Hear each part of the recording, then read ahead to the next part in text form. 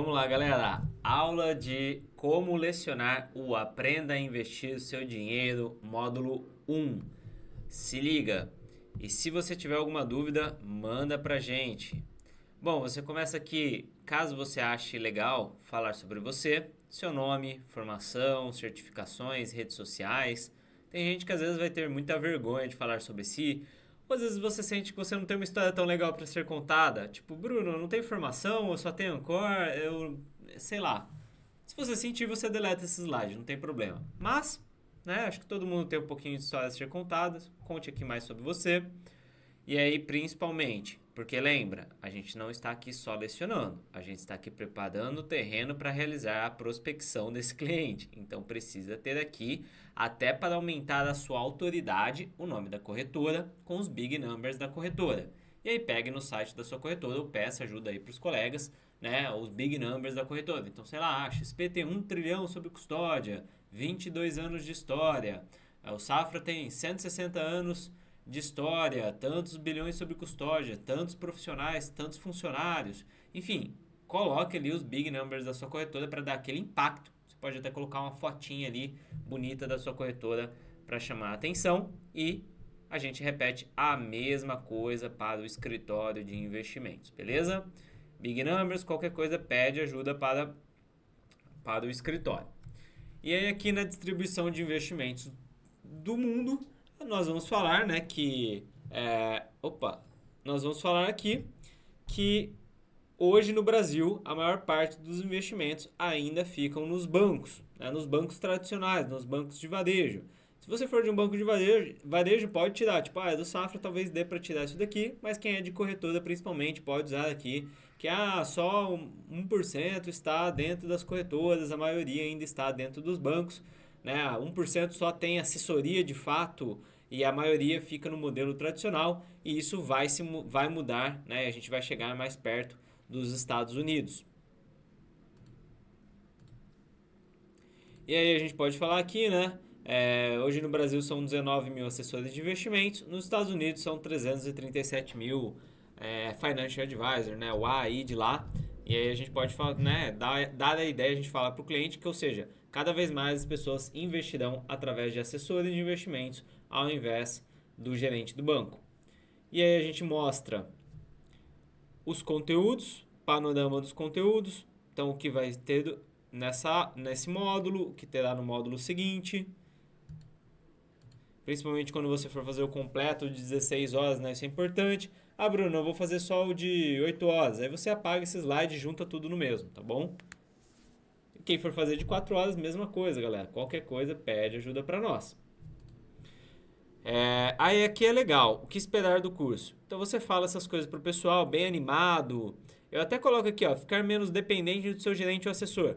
Mesmo fazendo às vezes para clientes mesmo, eu falava isso do mesmo jeito. Por quê? Porque eu falava assim pro meu cliente, né, um speech bacana. Você fala assim, olha, você saber mais sobre finanças e investimentos, inclusive ajuda o meu trabalho fica mais fácil e melhor. E eu realmente acredito nisso. E eu acho que isso pega super bem e super motiva o cliente a investir mais, confiar em você, aumentar o share of wallet dele. Bacana também sempre falar que todas as perguntas são bem-vindas. Tá, aí a gente começa aqui, para introduzir, começar mais tranquilo, né, o pessoal ir aterrando, a gente fala sobre Warren Buffett, Jeff Bezos e Bill Gates. Para quem não sabe, dá um Google aí quem são esses caras, e aí a gente começa a falar assim, o que eles têm em comum? Todos eles são grandes investidores, né, então investem em várias empresas, diversificam o patrimônio, todos eles são grandes investidores. E aí é legal, então a gente mostra isso até para dar uma sensação para o prospect ou o cliente que estiver assistindo que, pô, você vai ser um grande investidor também, né? Você vai ser como esses caras, essa é a ideia, mexer um pouco ali no ego da pessoa. E aí a gente explica a diferença entre juros simples e juros compostos, para mostrar que os investimentos no longo prazo, eles entregam um valor muito maior do que o esperado. Porque às vezes as pessoas não entendem isso, né? Elas pensam assim, sei lá, eu investi 1 milhão, rendeu 1%, deu 10 mil. Aí ele fala assim, 10 mil por mês é pouco, não me ajuda. Não, mas é 10 mil hoje. Amanhã vai ser um rendimento não só em cima de 1 milhão, mas vai ser em 1 milhão e 10 mil. Então vai ser 1 milhão, 10 mil e tantinho. Aí depois de amanhã, enfim, Os juros compostos a longo prazo, e a gente mostra aqui, né? Os juros compostos em 40 anos vão dar um resultado muito maior do que se fossem juros simples. Normalmente as pessoas não sabem disso. E aí tem a tabelinha aqui fazendo essa conta também. Né? Quanto mais você deixa o seu dinheiro, mais ele rende. Coloquei aqui 12% ao ano para ficar mais fácil. E aí a gente conta um pouquinho da economia, da evolução da economia no Brasil, tá? A gente tem que... Cara, assim, ou você, quando a gente vai fazer, a gente dá uma atualizada, né? Não tem problema usar um pouquinho atrasado também, porque são dados, né? E dados nem sempre estão... Nunca tem dados da economia tipo de hoje, é normal isso, tá? O investidor sabe disso também, o empresário na sua frente sabe. Isso daqui é para dar uma ideia. Mas o que é legal a gente mostrar? Principalmente porque muitas pessoas têm medo de investir aqui no Brasil, têm receio e tudo mais. Só que assim, se a gente olha, querendo ou não, por mais que os governos atuais sejam ruins, a gente tenha vários problemas, e tem sim, vai continuar tendo, a situação no Brasil melhorou nas últimas décadas. É fato, os indicadores mostram isso, os indicadores financeiros. Então tem aqui, olha, a gente controlou a inflação, a gente controlou a inflação, a gente chegou até a ter um juros baixinho, a gente aumentou a nossa reserva internacional, né? Aí fala um pouco mais sobre isso, sobre a importância da reserva internacional, né? Então, olha, a gente bateu ali, nos anos 2000 a gente tinha 37 bilhões, né? Em reservas internacionais. Agora a gente tem 327 bilhões de dólares em reservas internacionais. Então a gente tem bastante dinheiro guardado no Brasil, vamos falar assim, em dólar, para segurar um pouco a economia. Então a gente fala que, poxa, por mais que nós tenhamos passado por maus bocados aqui, o cenário melhorou, né? O país está melhor para investir do que se a gente pegar décadas atrás. Aí dependendo do governo, né? Pô, né, nesse momento aí, por exemplo, se for o governo Lula, você fala, talvez tenha um pouco de incômodo com isso. Aí você pode falar, não por mérito desse governo, né, que é terrível, mas a gente, querendo ou não, a situação mundial, ano a ano, ela melhora, né? Normalmente os países melhoram e não pioram.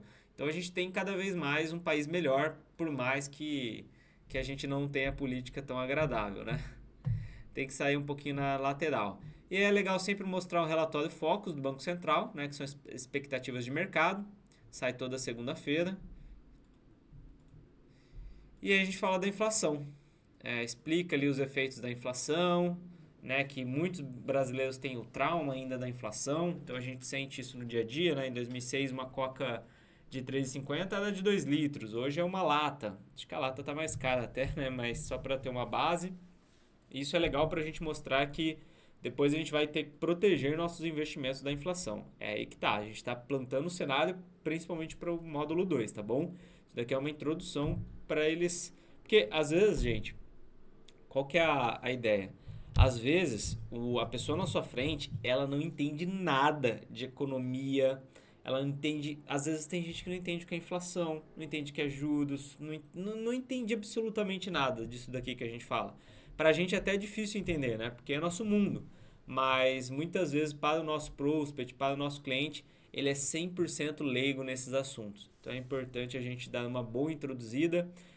Esse daqui, né, quando você está apresentando, eles vão aparecendo. Então, mostrando aqui a dor, né? O brasileiro investe mal, o brasileiro não tem economia, o brasileiro é preguiçoso na hora de investir, o brasileiro tem melhorado, né? Pode falar até que o brasileiro tem melhorado, tem saído da poupança, mas muitos ainda investem na poupança.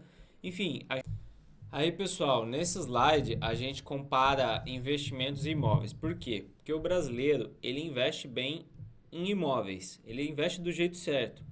Ele compra um imóvel e ele, pode ver, a maioria olha daqui 3, 5, 10 anos e aí ele fala, pô, valorizou pra caramba. Os investimentos, eles ficam olhando todo dia. Então, assim, não é o jeito certo. A gente sabe disso e a gente precisa explicar, ensinar. Estamos aqui para ensinar para os nossos clientes, nossos prospects. Então, a gente tem que explicar, né, plantar ali a sementinha na cabeça deles de que, poxa, os investimentos financeiros deveriam ser feitos da mesma maneira do que o investimento imóvel. Compra ali e deixa, né, a médio e longo prazo para ver os retornos. A gente ficar analisando curto prazo não vai trazer o que a gente quer e não é a ideia dos investimentos financeiros. E aí a gente dá uma aula que ensina, né, como eu falei, ensina o que é Selic, ensina o que é CDI. Todos precisam saber o que é. Não vou aqui ensinar vocês, mas poxa, vocês têm que saber decor ali para ensinar os clientes, né? Selic, taxa meta, CDI é a taxa prática, taxa de juros real é descontando a inflação. A gente mostra aqui um gráfico da Selic.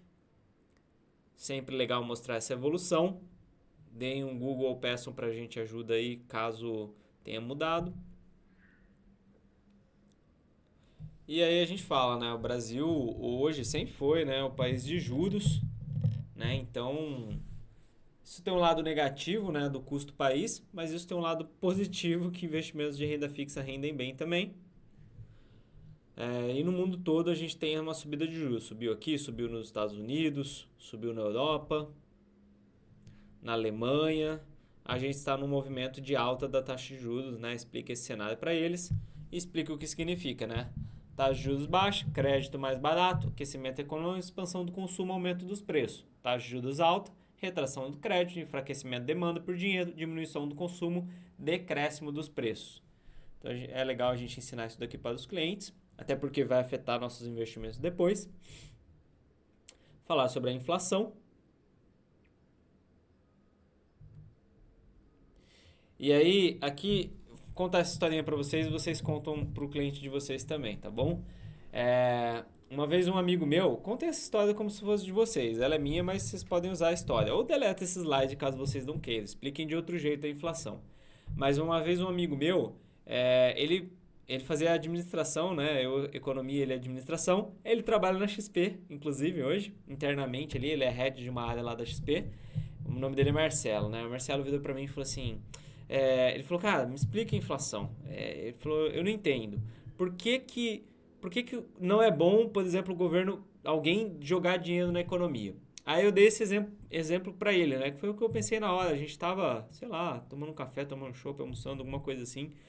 Aí eu falei, Marcelo, é o seguinte, imagina que o padeiro, né, a padaria, ela faz um tanto de pães por dia, por mês. E as pessoas têm uma quantidade limitada de dinheiro para comprar esses pães. Só que aí chega o governo e dá muito dinheiro na mão das pessoas. E elas vão correndo comprar pão.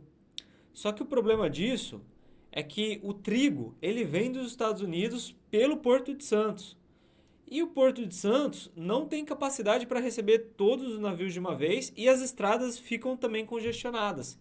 Então, o governo injeta dinheiro, todo mundo vai lá e quer comprar o pão, mas não tem a infraestrutura, não tem o necessário para realmente ter um crescimento na economia. Por isso que jogar dinheiro na economia causa mais inflação, porque os meios de produção não vão se adequar efetivamente a isso, né? Porque você só jogou dinheiro, você não melhorou estrada, rodovia, porto, tecnologia, conhecimento da população para, sei lá, fazer um pão mais rápido.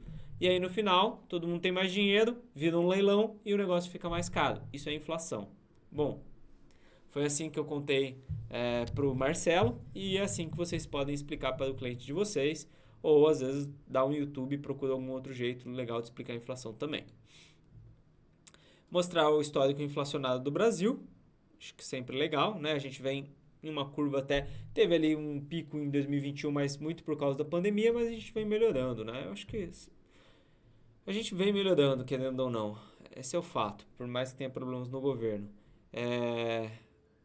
Mas a inflação continua alta. A gente vem melhorando, mas a inflação continua alta. E a inflação do carro, então, nem se fala, né? E eu falo tudo isso, gente, porque isso vai afetar os investimentos, tá? A gente vai falar dos investimentos, depois a gente sempre vai lembrar quando falar de ativos de inflação. Essa é a ideia. Então, 1 milhão hoje, 20 anos atrás, era 415 mil. Aí falar aqui o que é IGPM também, né? Porque vai afetar, principalmente os aluguéis, também subiram bastante. E aí a gente fica discorrendo sobre inflação, galera. Muito importante para o cliente entender, né? É difícil entender de investimento se não entender de taxa de juros e inflação. Aí a gente vai chegar num das minhas partes preferidas. Eu que fiz esse que eu chamo de tripé dos investimentos, tá? Eu criei aí alguns anos atrás. Eu acho que é um conceitinho super legal que dá pra gente usar nas palestras. Que é o dilema do investidor. Coloquei assim, ó. O investidor, ele tem três opções: rentabilidade, segurança e liquidez. Só que ele só pode escolher duas. Então ele vai ter um investimento rentável e seguro, mas sem liquidez. Exemplo, sei lá, um CDB de 5 anos a 120% CDI. Rentabilidade boa, mas sem liquidez. Ele vai ter um investimento rentável e líquido, mas sem segurança. Ações. Fazer day trade. Pode ser rentável, né? Pode dar um ganho alto. E é bem líquido, é no dia. Mas segurança não existe, tem risco. Ou ele pode ter um investimento seguro e líquido. Por exemplo, o Tesouro Selic. Mas a rentabilidade tem uma limitação. Só dá para escolher dois, gente. Não tem como ter os três.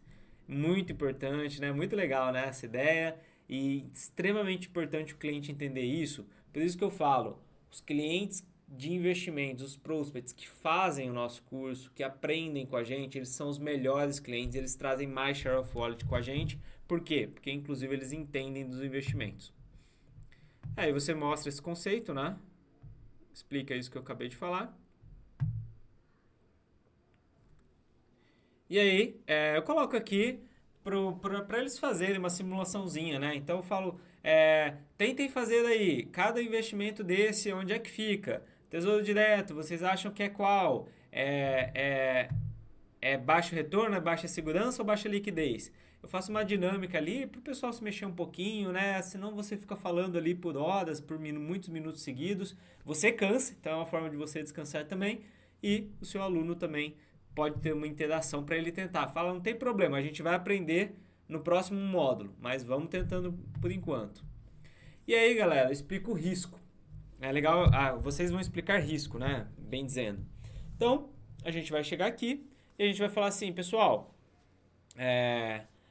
esses investimentos todos têm valores parecidos, né? Valor esperado parecido. 100% de chance de ter 100 mil, ou 50% de chance de ter 200 mil, o valor esperado também é 100, ou 20% de chance de 500, o valor esperado é 100 também, e 10% de chance de ganhar 1 milhão, o valor esperado, né? Se a gente jogar a moeda várias vezes, vai dar também 100 mil. Porém, os riscos são diferentes, né? Então, agora a gente vai entender os conceitos de risco. Muito importante explicar isso daqui pro prospect, né? Pro aluno. Ó, risco de liquidez, e aí explica, porque, por exemplo, a gente compra um CDB de 5 anos. Se você precisar do dinheiro no meio do caminho, ó, ferrou-se. Então tem risco de liquidez. Risco de mercado, que é a oscilação. Aí explica mais, né? Gasta um tempinho mais explicando risco de mercado, é o sobe e desce das ações que a gente vê. Normalmente, né, a gente vê nas telas, no gráfico ali, quando a gente está no Pão de Açúcar, no supermercado, tem lá o gráfico com as oscilações. Esse é o risco de mercado, a oscilação. E esse é o risco de crédito, né, que eu sempre brinco que é o risco que todo mundo tem medo. Todo mundo tem medo de perder o dinheiro. Normalmente, quando a gente fala risco, o cliente fala risco, ele quer falar do risco de crédito. Mas tem também o de mercado e de liquidez. Dá para a gente mitigar um usando o outro. E a gente vai explicar o rating para o cliente. O cliente adora isso daqui. Enche a boca para falar, explica direitinho, fala bastante que o cliente adora, tá? Explica o que é rating. Aí fala aqui, né? Então tem do AAA, por exemplo, hoje os investimentos mais seguros do mundo são as treasuries norte-americanas. Bom que hoje dá pra gente investir, o cliente pode investir, então dá pra usar de exemplo, né? Eu fico brincando que até a letra D de Venezuela, né? Eu brinco ali. Enfim, explica ali o grau de risco. Aí a gente pode dar os exemplos aqui, né, dos países. Falar que o Brasil, né, é um país considerado bem arriscado, até para usar depois para argumento internacional. E aqui eu mostro na prática os ratings, né? E já falo que, ó, podem ver, o maior rating é o menor rendimento, né? A menor rentabilidade. Isso é um print da tela da XP, mas deleta e pega um print aí da tela da sua corretora, ou se você quiser, você tira essa parte prática aqui, não tem problema também. E aí, todos esses bancos do Brasil, principalmente... Bom, aí a galera do Safra risca o Safra aqui, tá? Mas todos os outros dá para usar, põe uma tarja branca aqui, ou coloca logo de alguns bancos aqui, mas, todavia, todos os bancos do Brasil são considerados BB-. E aí a gente vai entrar na questão que é o seguinte: muitos investidores deixam nos grandes bancos achando que banco grande não quebra. A gente viu na crise de 2008 e agora também recentemente que banco grande quebra também. Lehman Brothers era o quarto maior banco dos Estados Unidos, Credit Suisse era o maior banco da Suíça, né, e um grande banco mundial. E tiveram problemas financeiros, visto que banco pode ter problemas de descasamento de valores. E aí você, né, usa isso para falar, então, muitos investidores deixam dinheiro nos grandes bancos achando que estão seguros, quando se estivessem em uma plataforma de investimento com um capital diversificado, estaria bem mais seguro do que tudo em um só banco. Entendeu? É aí que a gente capta o cliente. E aí a gente, de novo, a gente está aqui também para trabalhar, né? Para nos monetizar. A gente pode falar um pouquinho de blindagem patrimonial com o argumento de não adianta eu ensinar vocês a fazerem todo um capital se vocês não blindarem esse capital. E aí coloquem, eu sugiro que vocês peguem uma simulação de seguro, principalmente o resgatável, que eu acho que é o mais bonito de todos, e coloquem aqui no slide final. E esse é o módulo 1.